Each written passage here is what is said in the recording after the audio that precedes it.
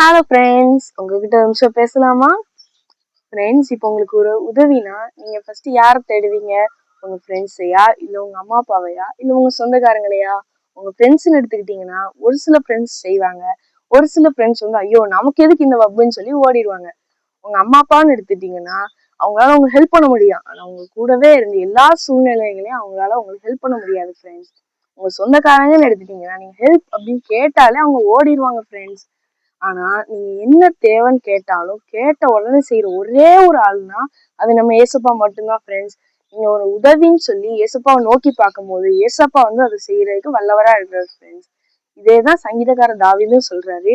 எனக்கு ஒத்தாசை வரும் பர்வதங்களுக்கு நேராக என் கண்களை ஏறெடுக்கிறேன், வானத்தையும் பூமியும் உண்டாக்கின கர்த்தரிடத்துல இருந்து எனக்கு ஒத்தாசை வரும்னு சொல்றாரு ஃப்ரெண்ட்ஸ். இப்போ உங்களுக்கு புரிஞ்சிருக்கும்னு நினைக்கிறேன் ஃப்ரெண்ட்ஸ். இப்போ உங்களுக்கு என்ன உதவினாலும் நீங்க ஃபர்ஸ்ட் முழங்கால் போட்டு ஏசப்பா நோக்கி தேடும் போது நம்ம பிள்ளை நம்மகிட்ட வந்து ஒரு உதவி கேக்குதுன்னு சொல்லி ஏசப்பா வந்து அதை கண்டிப்பா செஞ்சு தருவாங்க ஃப்ரெண்ட்ஸ்.